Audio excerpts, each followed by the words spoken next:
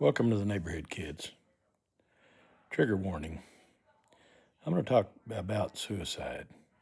I don't know why this has become so important the last day or two, but I just have to presume that God's got an audience. God knows that somebody needs to hear this and act on it. This is going to get dark. It's going to make most of us weep at the pain that people are dealing with every day. I taught at a school with some of the best and some of the worst kids in the world. My team and I love them all. We saved a bunch of them. We didn't save them all, but we saved a bunch of them. A bunch of them are functioning adults nowadays because the team of teachers that I worked with were great people. We cared about kids. In my 5 years at that school, we lost 7 kids. Some of them to suicide, some of them to accidents as a result of being under the influence. Some accidental ODs, some absolutely purposeful ODs. I still feel personally responsible for the last boy that committed suicide while I was there. I never tried to get to know him. He wasn't in any of my classes, and he was a disruptive individual. We also had way too much information that he was a drug dealer. On his final night, he wound up in my office. I let him know that because of his drug dealings, he could either withdraw or be expelled. He withdrew and 2 days later committed suicide by overdosing. I didn't do my job. I just wanted him gone because he was selling drugs to my kids that I loved so much. I didn't get to know him. This thing that I'm fixing to read, I came across in another format that I can't share easily, so I'm going to share it here by reading it. Share it with those that you feel need to hear it. If you want a shareable print version, let me know and I can email it to you. I had to listen on my phone and transcribe it, and I'm glad that I did. Before I start, let me share this. There was a time in my life where I was seriously contemplated suicide. The reason I'm here is because God intervened. As I was preparing to end my life, it came into my head that my daughter, who was 4 then, would be the first person to find me. At that point, I asked God for help because I couldn't help myself. I didn't want my baby to find me. God did help me.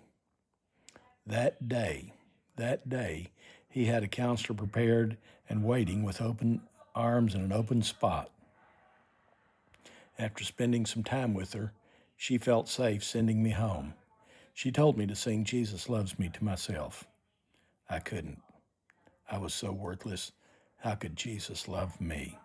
And I'd been raised somewhat of a Christian, but I'd never been a churchgoer. It was days before I felt good enough to let myself actually sing Jesus Loves Me. Jesus loves me, this I know, for the Bible tells me so. Y'all know the song. You should know it. And now this young lady's writing. It's finally morning. The sun is coming up over the horizon. No one knows yet. It's the morning after you took your life. Your mom will call your name before she knocks on your door, not knowing that this time you won't answer. You'll never answer again.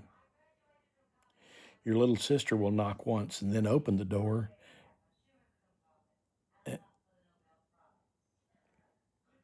and find you there. She's knocking on your door because you were supposed to take her to school. And when they find you, the screaming won't be like in the movies. It'll be ugly, unbelievably ugly. Your dad will fall to the floor. Your brother will punch the wall and then apologize to it because it didn't deserve that, but neither did you. Your best friend will get a call mid-shift. She'll go silent. And I've been here. She'll go silent and then throw her phone. She'll beg her boss to let her leave without explaining why. The Paramedics will do everything they can, even though they know it's already too late. The police will show up next, and your body will become a case. They'll bag your things, ask questions that your mom and dad, your brother and your sister don't want to answer. They'll write reports, and your mom will sit slumped in the hallway next to your door, weeping.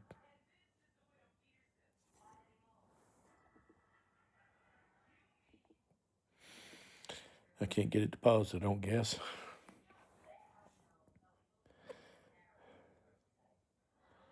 Where were we?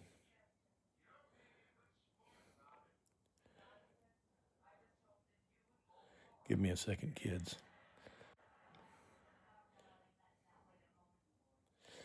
Your mom will sit slumped in the hallway next to your door weeping while strangers come in and out of what used to be your room. Someone will come and clean it eventually, the carpet, the walls, the ceiling. Your pillow will still smell like you, and that'll break your mom.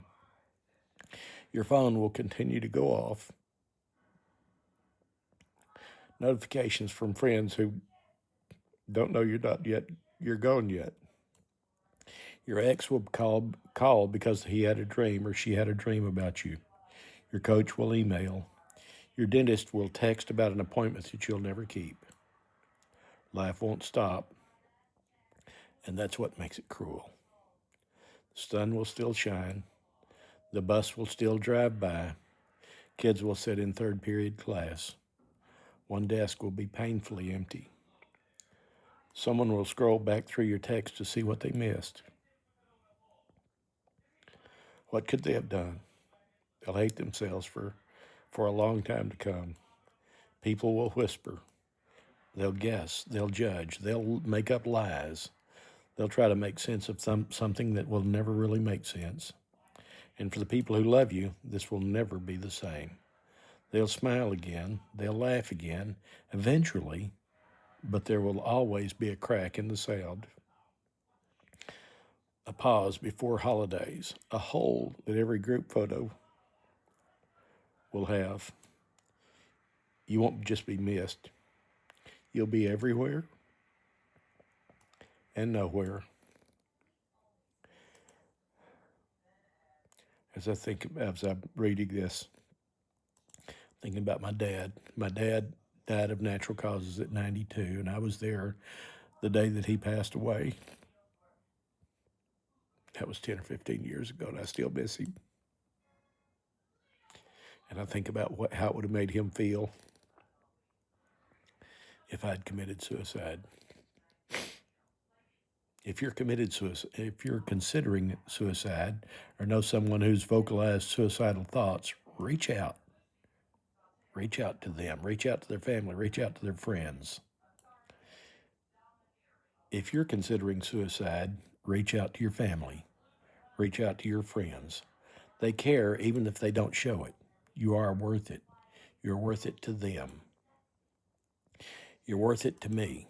Reach out to God. You don't have to believe in him. Just honestly ask God for help. He has the right people ready to come into your life and help. He's got them lined up. He's ready. All you got to do is ask for him for help, and he'll help. As an adult, besides the kids that I've lost, as an adult, I've had two men who were my age that committed suicide. Neither of them reached out. I don't know that I could have helped either of them, but I could have stopped both of them if they'd have just reached out, if only I'd known. I had no idea what they were dealing with, so I missed them. I miss them both.